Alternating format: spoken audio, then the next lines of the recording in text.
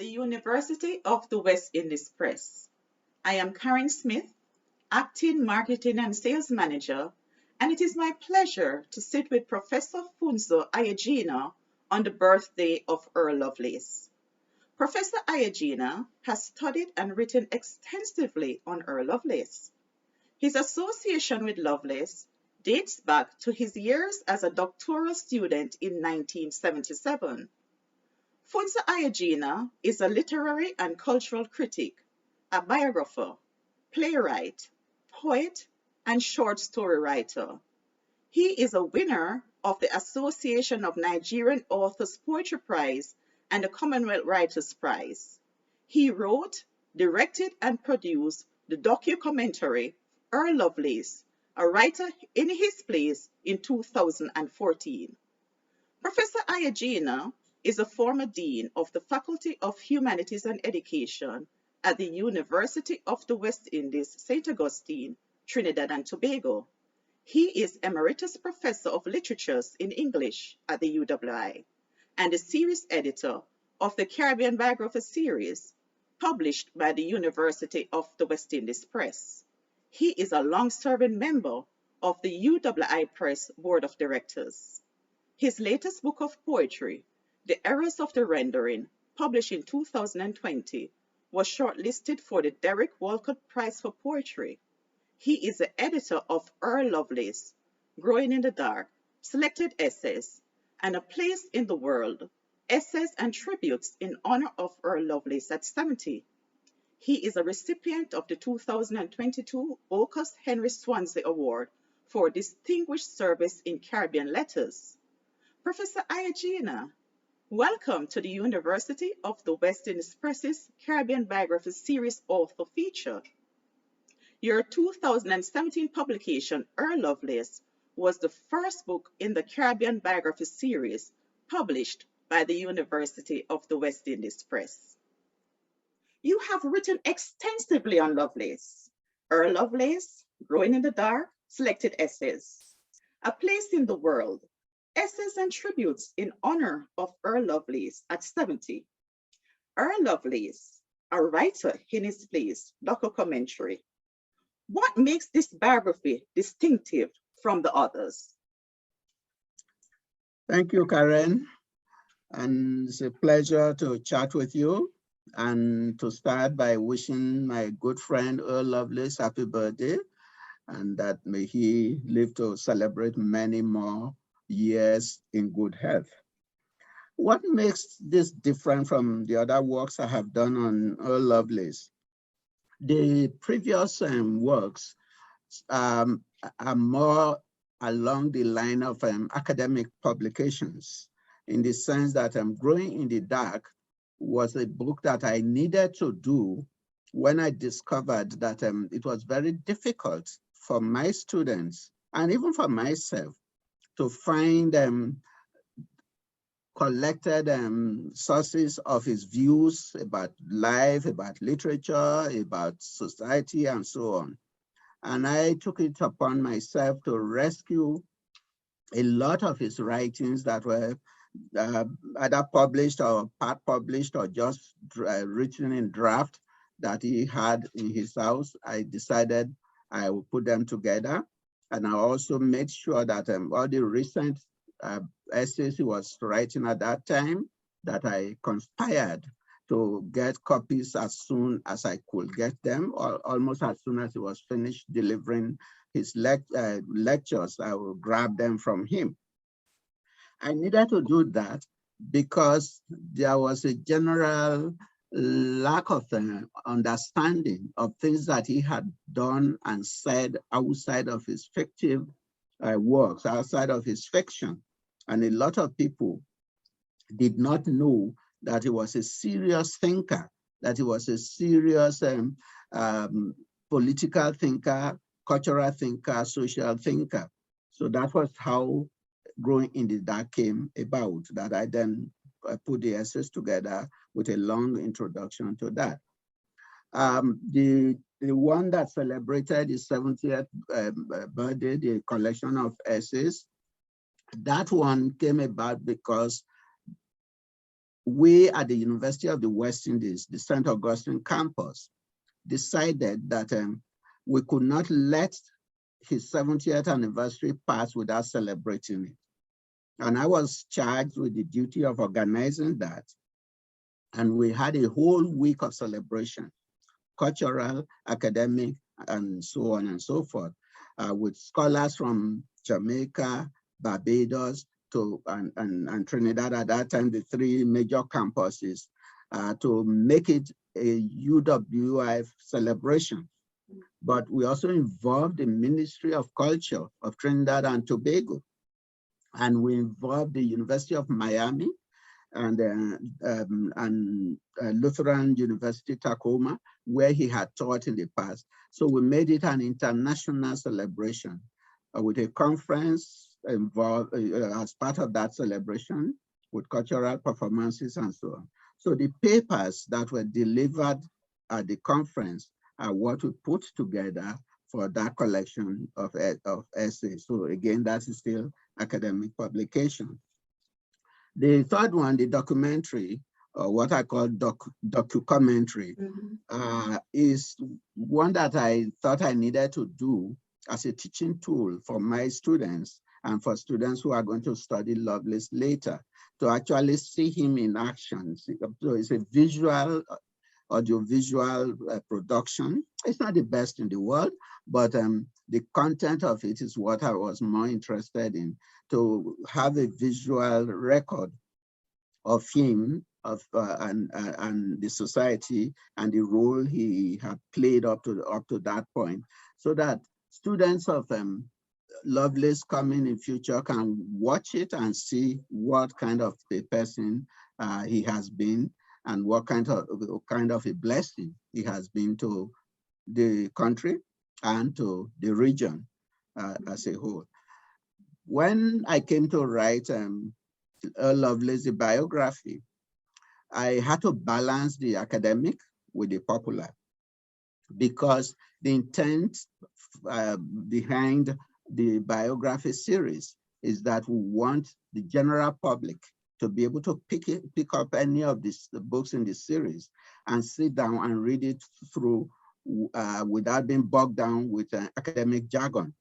So that this is almost like trying to write a book that the man on the street can read and the academic can read, and the secondary school student can read and appreciate. So that significantly is the difference between the works I have done on Lovelace so far. I don't know if that answers your question. It does. Thanks, bro. Would you say that Caribbean literature needs Caribbean voices to explain what Caribbean is? Yes, definitely. And I will go even a step further and say that the Caribbean needs Caribbean voices to explain the Caribbean. So that whether you are a historian, a physicist, a biologist, a medical doctor, whatever you are, as a Caribbean intelligence, I think your approach to explaining the region will be different from the approach of an outsider coming to explain the region. Although I have lived over 30 years in the Caribbean myself, I still do not think I can explain it as well as the bona fide Caribbean person. So I think that, yes, it is true that the Caribbean needs Caribbean voices to explain itself to itself and to the outside world. As a matter of fact, one of the driving forces by ideas behind Lovelace work is the fact that he has argued somewhere that in our history we are absent, we are not present, we are peripheral to it, and that it is the task of the writer to make us present in our history and to make us present in our present, so that we're not just present in history, we're also present in our today, in our present reality today. Nobody can tell another story as well as the owner of the story. And as we say in Africa, until the lion can tell his story. The story of the hunt will always come from the hunter.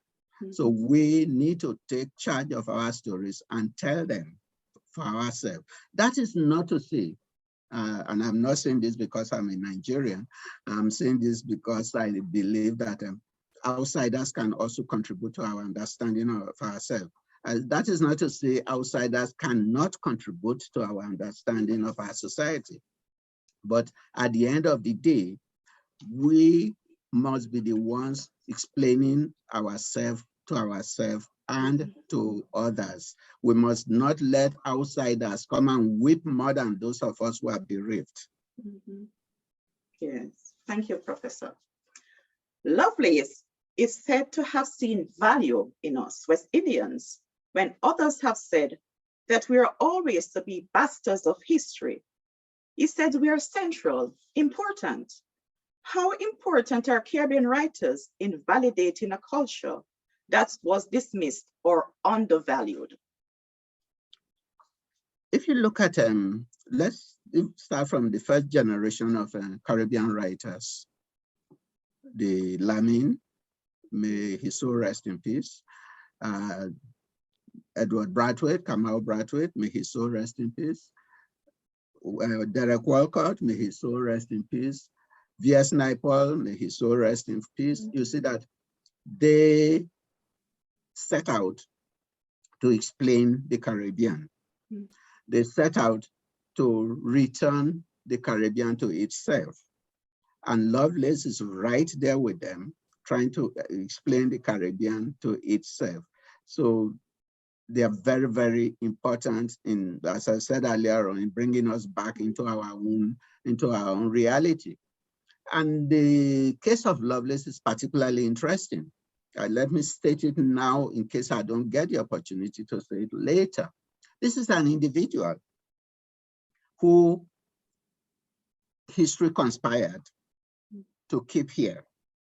While others went into exile, he was here. And he accepted that conspiracy of history and embraced the people of this country. He lived in the rural areas, built relationship in every community he lived in, mostly rural, and was part and parcel of everything they did. He was there with them when they were singing, when they were playing cards, when they were having naming ceremony, when they were having funeral ceremonies. So at the time he began to write seriously, he had developed an understanding of the psyche of the society, especially the underprivileged sectors of the society. And he was able to write about the state fighters, the drummers, the spiritual Baptists, the Orisha devotees, and so on, in a way that these other writers could not do because they had not organically developed within that context. Whereas he had developed in that context organically. He had treated himself as one of the people, although his educational and economic standard might have been slightly above them, but he really self-identified with them. So that is why I think his ability to really reflect the Caribbean society, specifically the Trinidad and Tobago society, to itself is very, very powerful. Why would you say Earl Lovelace was chosen for the Caribbean Biography series? Well, there are two ways to answer that question. The first answer is that as one of the sons of the Caribbean who has remained faithful to the Caribbean cause, as one of the sons of the Caribbean who has seriously committed himself to the explication of the Caribbean situation, living right here with us and achieving excellence living right here with us and understanding our problems and our shortcomings and our talents and so on, and having focused on some of the major issues that are germane to the development of the Caribbean. Issues such as resistance of against the legacy of enslavement, indentureship, and colonialism. Issues such as reparation, issues such as uh, cultural relocation, and so on. I think he definitely qualifies as one of the people to be written about in the series. That is the logical academic answer to your question. But there is another answer to your question, which requires a little bit of background.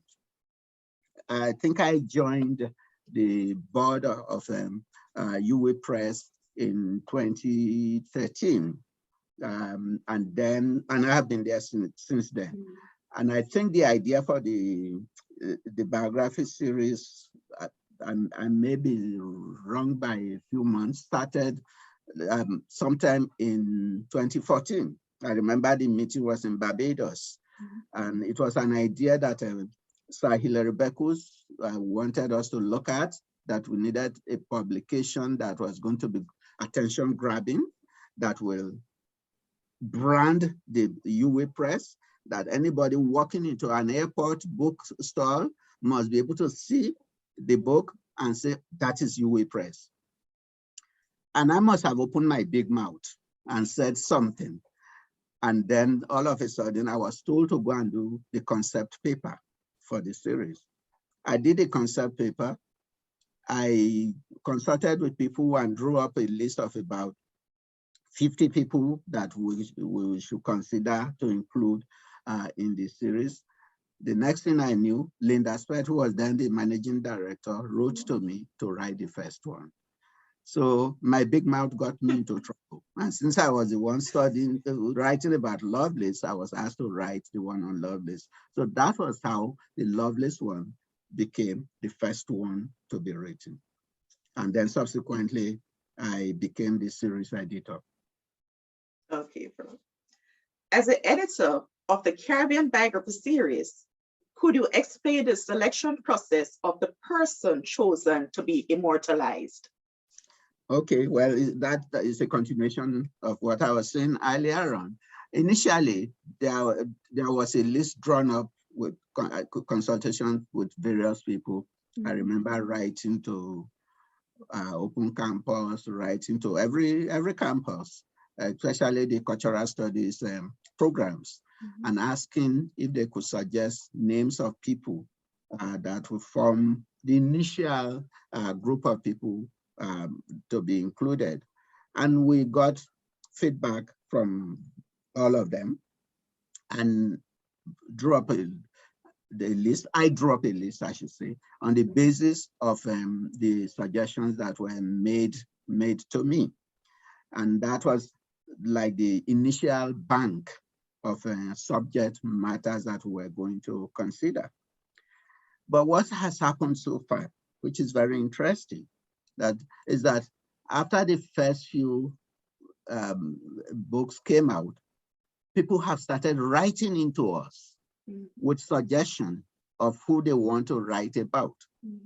And what we then do when such requests come, I will consult with relevant specialists in the area. So if it is history, I will call on my history contacts on all the campuses, ask them what do they think about this. But the key consultation until recently used to be with Siobhan Hearn, who was the editor working with me. And so that we were like the clearinghouse then. Once the two of us thought it was a fit subject, we then escalate it up and make the suggestion to the press. And we need to do that because in some instances, and I give an example, when a proposal came to us about a particular Caribbean subject, subject, I mean in person. And after conversation and after doing a library search, I discovered that a similar book had been written about that person. In a case like that, it did not make sense for UWI Press to then go and publish another book like the one that had been published by different press. I won't call it press, by different press, because it will not be economically viable, unless, of course, the individual was going to write this new one, had new information. Then there was another case where when we discovered that the individual had written his own autobiography, so that it would be again until new information comes up about that individual, it will make sense to be publishing another biography on that person. So we didn't take that on. So those are the kind of considerations that we take on board. But the final consideration that we always look at is how good is the person who is going to write it, because we want the quality to be the best. So if a writer wants to write on a topic that after doing our due diligence, our due search, we don't think is suitable for that particular person, we will decline. Okay. So that's how we do it so far. Nothing is written in stone, of course. It's a lot of common sense that we are using. Okay. And our final question for you, Professor Aiyejina. What would you say are the roles of Caribbean intellectuals in Caribbean society? Caribbean intellectuals in Caribbean society. First of all, let me break it down. When I think about intellectuals, I borrow a leaf from Earl Lovelace himself, who talks about two types of intellectuals. He has not categorized them like that, but I am categorizing them like that. The native intellectuals, that's his phrase, native intellectuals. And when he talks about native intellectuals, he's talking about the ordinary person out there. He's talking about the Rasta man who is philosophizing somewhere in the Blue Mountains. He's talking about the pan man who is philosophizing in Ulster's Spaniard or Desperado's Spaniard. He's talking about the drummers who are talking about the art of drumming, the dancers, and so on and so forth, the sculptors, and so who are in the society, the sculptors in the societies. They are intellectuals in their own right. And I always tell people that if you walk into a barber shop, a typical barber shop, you are going to meet one or two people who are going to be philosophizing on one thing or the other. If you go into a salon, you're going to find one or two people who are talking politics, and debating life. They are philosophers in their own right, and he has celebrated them in his work. They carry the development of the society forward. In the case of Trinidad and Tobago, the people who invented pan didn't go to any university, and yet they invented pan that has become a big thing. Most of the people who are in the forefront of the most exciting aspect of Carnival didn't go to any university. These are native intellectuals advancing knowledge. So that's one group of intellectuals. Then there are the eggheads, the academic intellectuals. We all know them. Those are the people with a PhD in front of their names, with plenty letters, all the alphabets of the letters, all the letters of the alphabet, sorry, in front of their names. So that is one group of intellectual. But as far as I'm concerned, wherever you fall, whether you are a native intellectual or an academic intellectual, if you want to make your knowledge useful, you have to put it at the service of the people. Our intellectuals must put their talents, their gifts Mhm. at the service of the people, not the ruling class, not the government, but the people. The people is larger than government, ruling class, middle class, anything. So that when you do that, when an intellectual puts his or her talent at the service of the people, everybody, including the government, including the ruling class, including the middle class, will benefit from their talent. In essence, I am suggesting that the true intellectual is that person who is a public intellectual, who deploys his or her talent for the advancement of the people of his society. The second thing I think our intellectuals should do is that they must always raise questions. They must not be content with whatever state we are at. I tell people all the time that the reason there is perfection and you can never get it is because it allows us to grow constantly. So if we get to a state of perfection, what we think is a state of perfection today, there'll be another stage beyond that. And the intellectual must be the one pushing us to go higher and higher and higher.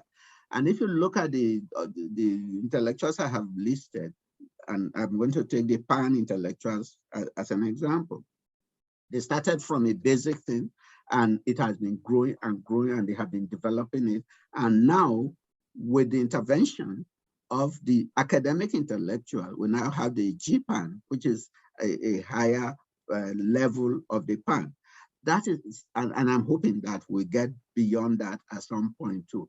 So I think our intellectuals must help us to understand ourselves, must help us to challenge ourselves, must help us to know that we can be better than we are today, and must help us to realize something that Lovelace is always preaching, that we are human.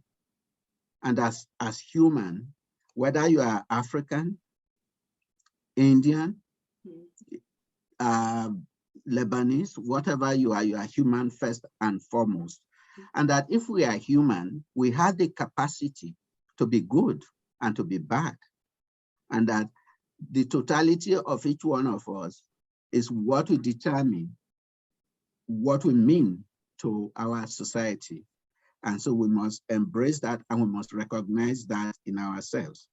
Finally, I think our intellectuals must be the one, and they have been doing it, I must say, must be the one to point us in the direction of oneness in the Caribbean. That is, the UWI, for example, has been in that vanguard position of creating a Caribbean concept, oneness, unity, and so on. Cricket is doing the same thing. So I'm saying that our intellectuals must always push us towards becoming a united region, not under a monolithic culture, but under a culture that recognizes that we are multicultural, multi-ethnic, multi-storied, that is, we have many stories, and multi-dimensional. And therefore, that we have to treat each other with respect, understand each other, because without understanding each other's culture, each other's history, each other's limitations, we will not be able to operate in oneness. And his novels celebrate that, especially Salt, where he looks at Indian, African, European, and The Dragon Can't Dance, where he looks at that dynamic between Africans and Asians and Indians, and underscores the need for us to understand each other.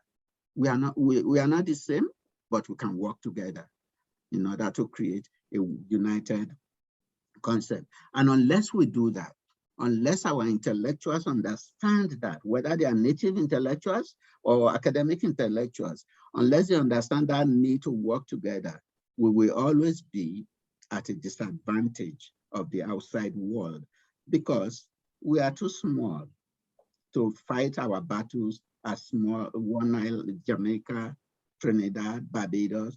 We need to work together with one voice in order to challenge the behemoth that North America is, that Europe is, and so on. That is the only way we can then persuade the rest of the world to do what they have to do for us to make right what they have done in the past. So we cannot champion reparation, for example, if our intellectuals are not in the forefront. And thank God, we do have many of our intellectuals in the forefront of that struggle. Sir Hillary is in front of that struggle. And Lovelace's Salt is a fantastic novel about the need for reparation, not at the financial level, but at the psychological and emotional level. So, well, I can go on and on about that, but so I guess that explains in a nutshell what I think our intellectuals should be doing for the region. The Caribbean Biography series from the University of the West Indies Press celebrates and memorializes the architects of Caribbean culture. The series aims to introduce general readers to those individuals who have made sterling contributions to the region in their chosen field, literature, the arts, politics, sports, and are the shapers and bearers of Caribbean identity. On behalf of the management and staff of the University of the West Indies Press, I express my sincerest gratitude to our author, Professor Funso Aiyejina, for speaking with us. Earl Lovelace by Funso Aiyejina can be purchased at a special 30% discount from our website, www.uipress.com, using the promotion code 03EL22. You can also place your order with the marketing and sales team at uipress.mktg@uimona.edu.jm. This promotion runs from July 13 to 29, 2022. Conditions apply. I will close this feature with a quote from page 2, the introduction, Earl Lovelace. Lovelace has emerged as one of the leading writers from the Caribbean, both from the point of view of thematic relevance as well as the novelty of his style. This brief but rich biography is essential reading for lovers of Caribbean literature. On this note, the University of the West Indies Press Board of Directors, management and staff would like to wish Earl Lovelace the happiest of birthdays. Please visit our website, uipress.com, to keep abreast of new and forthcoming titles, upcoming events, and to sign up for our newsletter. Please like the video and subscribe to our channel. Follow us on our social media channels at UIPress. Thank you, our viewers, for your time and attention.